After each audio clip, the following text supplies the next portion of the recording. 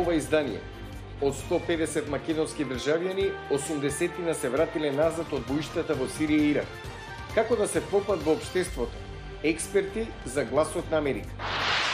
COVID-19 во светот, намалување на стапката на смртност, зашто позитивните сега подобро поминуваат од почетокот на пандемијата.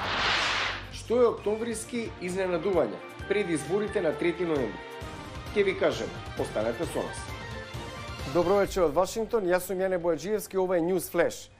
Силен процес на ресоциализација на повратниците од Ирак и Сирија, кои војувале од редовите на ИСИЛ. Експертската јавност коментира. Мики Трајковски има повеќе на оваа тема. Контрола и комплетно профилирање на сите лица кои на подолг временски период ја напуштаат државата. Ова треба да се прави за да се има увид која е нивната крајна дестинација, со цело невозможување на нивно приклучување во редовите на странски војски, предлага професорот Злате Димовски.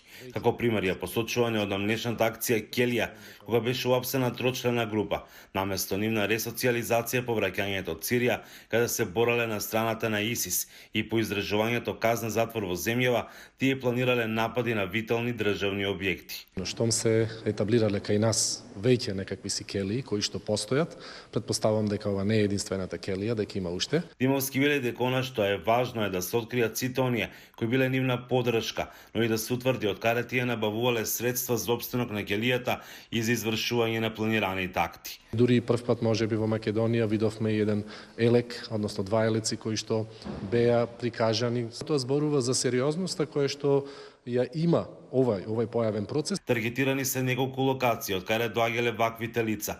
Од околу 150 македонски граѓани кои заминале на боиштата во Ирак и Сирија, 80 од нив веќе се вратиле назад. Се работи за подрачја во нашата држава кои што ја фаќаат северозападниот дел на Република Северна Македонија, првенствено градовите Скопје, соопштините Чаир, Сарај и Газибаба и градовите Куманово, Тетово, Гостивар, Кичево и Струга. 37 лица се загинати, околу 30 на се уште се наоѓаат во логорите и камповите во Турција, Сирија и Ирак, а 12 се на издржување на затворска казна.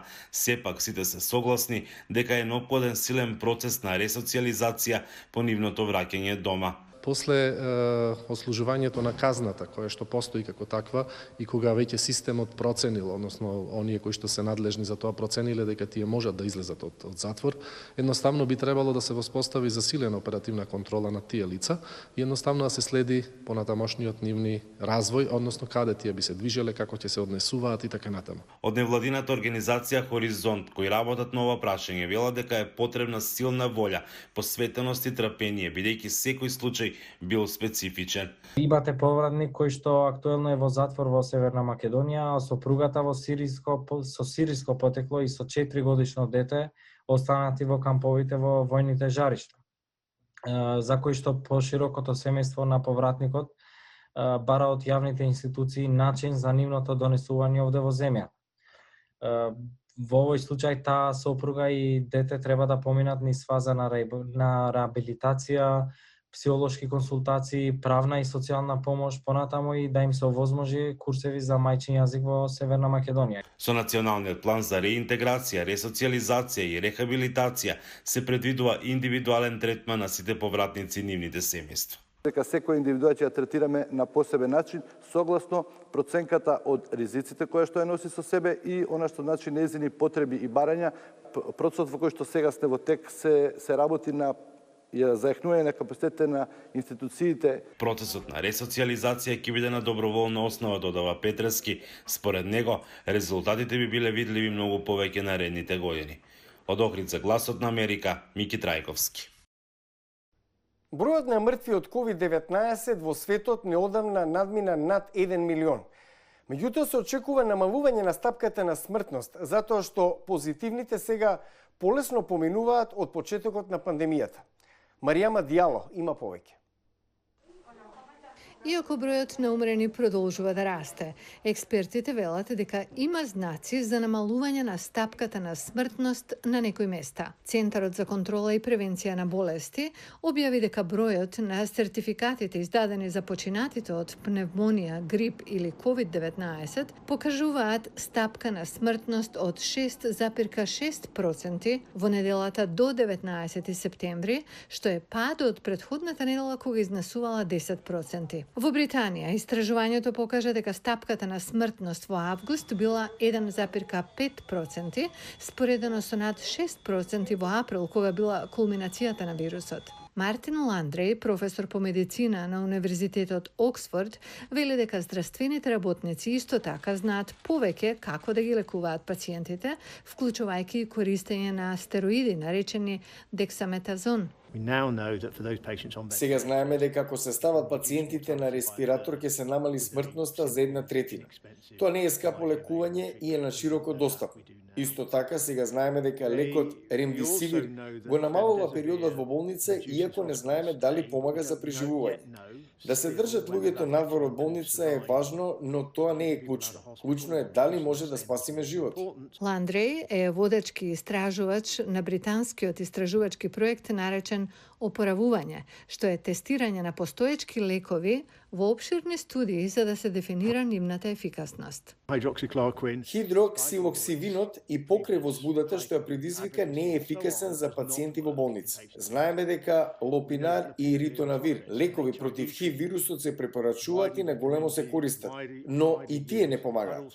И додека државите и универзитетите разгледуваат која е најдобра заштита против вирусот, некои експерти сугерираат дека COVID-19 ќе остане присутен како и другите вируси. Професорот Дейвид Хейман е од групацијата за советување за опасности од инфекции при Светската здравствена организација. Има веројатност да стане ендемичен. Тогаш мора да научиме да живееме со вирусот како што научивме да живееме со ХИВ вирусот, но и со други вируси кои дојдоа од животни и се префрлија на луѓе. Поранешниот официјален представник во администрацијата за храна и лекови, доктор Джеси Гудман, денес е главен научник на Универзитетот Джорджтаун. Ке имаме предизвици со COVID-19, но добрата вест е што знаеме како да го намалиме неговото влијание. Знаеме дека социјалното дистанцирање да функционира. Знаеме дека заштитните маски го намалуваат ризикот за другите, но и за нас самите. Потребно е ширење на конзистентна порака за јавното здравје. Тој вели дека тоа ќе помогне да се кренат економиите и да се избегне повторно воведување карантин. За крај на News Flash, за предизборните изненадувања во американската историја. Од кога датира терминот октомвриско изненадување? Погледнете.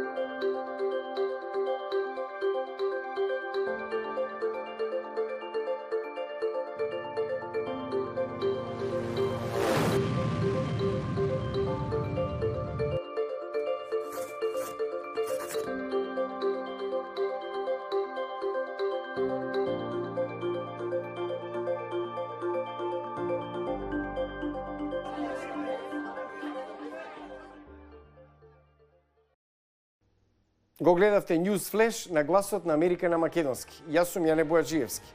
Следете не преку социјалните медиуми. Пријатна вечер, се гледаме утре.